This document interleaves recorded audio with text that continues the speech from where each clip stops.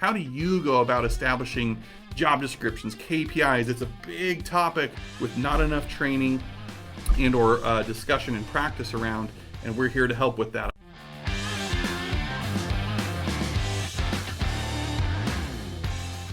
Hey, what's up, Broker Talk? It's Jake. Hope everybody's off to a great start on their Monday here, and wanted to pop in and talk about a recent conversation I had as I was coaching a friend of mine. She leads about a $40 million per year team, and she's in the process of hiring somebody. In fact, I think she extended the offer today to this person after our conversation, feeling more confident in a direction. So it really started fuzzy, right? I'm talking like, I had a job title, Jake. I think I'm hiring for a marketing assistant or an operations assistant. But as I'm asking questions, which is what I'm supposed to do, about job descriptions, roles, responsibilities, key performance indicators, how is this person going to know whether they're winning at a high level at this new job or failing you, and so on and so forth.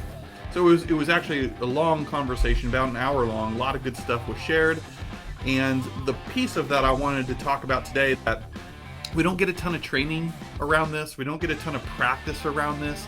I'm still figuring it out myself every single time, but it was a simple series of questions and answers that I led her through, starting with, okay, so if I asked you, and this is me talking to this lead agent, $40 million a year producing team, if this person did nothing else other than nail these 3 to 5 things, what would those things be? Now, I understand there's a laundry list for a job description, but if this person even failed or just did the rest of that stuff average, what are the top 3 to 5 things that you would say, I got no problem paying that person 40 grand a year for because they're crushing it here? And so she thought, processed, came up with 5 answers. Here, in her unique situation, is what she shared. Number 1, social media consistency / content creation. That was number 1. Gives her a lot of time back, helps the team advance forward with visibility and hopefully new business opportunities. Number 2, client event planning, present it as done. So she wants this person to take the concepts, the ideas that they come up with together, and then go be that event planner for their database, for community events, stuff like that. And she has a 12-step process to follow there. Number 3 was system efficiency. That's kind of gray, but under system efficiency is all these little subcategories of what systems, and we'll get into that in just a minute. Number 4 was PR / community outreach. She would handle all things related to public relations and community outreach. Again, brand exposure and giving back to the community. The 5th and final thing was farming strategies and execution. Taking the neighborhood or neighborhoods that they're farming, and this individual would run the show so she doesn't have to worry about anything, whether it's getting done or not, in producing business. Okay, so we came up with those 5 things. Boom, boom, boom, boom, boom. Good. Now what we do is we go back through each one of them and ask another layer of questions. Okay, so when it comes to social media consistency and content creation, for example, I said, tell me more about that. So it was just this brain dump of ideas and what she specifically meant. I said, okay, great. Now, out of that, what are the top 1 or 2 indicators that you would look for that determines whether this individual is being effective with it, efficient? What are those leading and or lagging indicators that you can use as a measurement? Okay, that's really what we were gearing towards to get to KPIs. So some examples were, hey, there's got to be a certain rhythm, a certain frequency set that as a tone for expectations. Maybe that's number of posts. Maybe it's gauging the number of interactions. Is there a boost in the interactions since she started this new rhythm and strategy? Something easy to track is the number of followers or likes. If it's a business page, you can say, hey, when she started with us, we had 1,000 followers. Now that she's been executing this for 90 days or whatever time period, we're up to 4,000 followers. Clearly, what she did worked, and it's making a difference. It's got to be measurable, specific, time-stamped, all the things, right? Then we go on to client event planning, presenting things as done. Again, she's got a 12-step process already in place that this new hire would continue to execute on.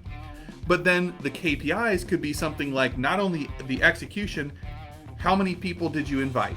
How many attempts did you have reaching out to the database? How many contacts were successful out of those attempts? And then, of course, how many people actually attended the event? And how much business or referrals did we receive because of the event?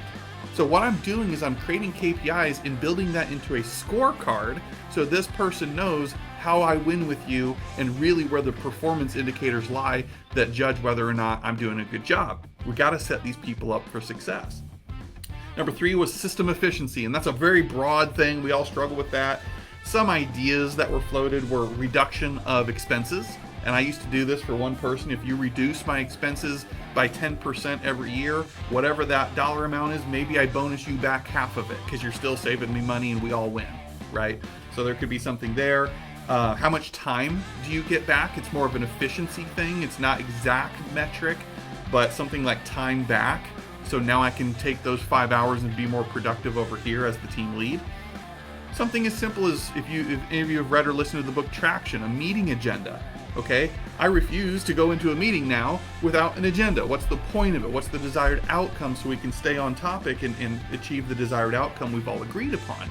So maybe this individual, leading up to their weekly team meeting, creates the agenda, is responsible for reaching out to every team member saying, hey, what do I need to get on here from you so I can complete this agenda? Things like that, that could be something that they're measured by, and it's done by a certain time frame to a certain quality and standard. PR and community outreach. I said, hey, she lives in the Triangle area of North Carolina. Create a mini-series. What's happening in 27540? That's their zip code. And you can go around and then the leading indicators are, hey, how many video interviews did we publish? Because that's something she does with local business owners, right? How many new meetings were scheduled with local business owners? So she's kind of that appointment setter, and then the team lead, it's on her calendar and she shows up and does the rest of it from there. How many podcasts did this person book for said team lead? Could be another one. So on and so forth. Last one, farming strategy and execution. This one's pretty much the most straightforward one that she would put on this person. How many doors are we looking at, right? What's the farming area? And then the frequency and the rhythm again. How often do you want the mailers to go out? How many are going out? Let's track that. How many calls did we receive from it or appointment set? And ultimately, how much business was earned so we can hold our dollars accountable to producing a result? Is there something that we need to tweak? And her and I went into detail on this last one. Like, think of the infomercials. Take MyPillow, for example. You'll see a different discount code on the MyPillow infomercials. It's like TV40 is the discount code at the 6 o'clock hour. And then if you see the same commercial at the 8 o'clock hour, it's a different promo code. Why? Well, because they've thought far enough in advance that they can track if somebody came in or ordered because of that discount code, then we know the 8 o'clock spot gives more traction than the 6 o'clock spot. You get it? So maybe on your flyer, she has a different QR code or a different call to action. So when they step back and analyze the data from their farming efforts, they might see, oh my gosh, the month of March had the most inbound calls. Why? Was it seasonal?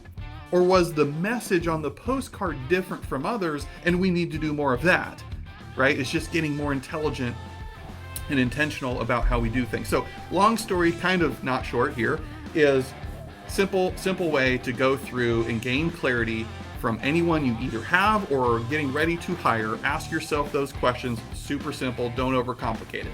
If they do nothing else other than bing, bang, boom, what are those things that you're going to be delighted to pay that person X amount of money every year? And then you go back to those things that you said and define them into key performance indicators, and you create a scorecard, a performance scorecard for that person to be held accountable to, or discussing it, or driving behavior through it. There you go. All the other stuff we'll get to, but this person has to nail this part of the job. And that really helped her out, and she just made the official offer today. So let me know your experience. How do you go about establishing job descriptions, KPIs? It's a big topic with not enough training and or discussion and practice around, and we're here to help with that. I'm getting ready to record my series called Success Through Others. It's all about how to hire, find, attract, retain talent. And it's a monster. It's about a 75-page workbook that comes along with it, probably finishing the ballpark of 10 to 15 hours of videos and stuff like that. So if that's of interest to you, let us know. We're here to help at the locker room. And in the meantime, you guys make it a great day.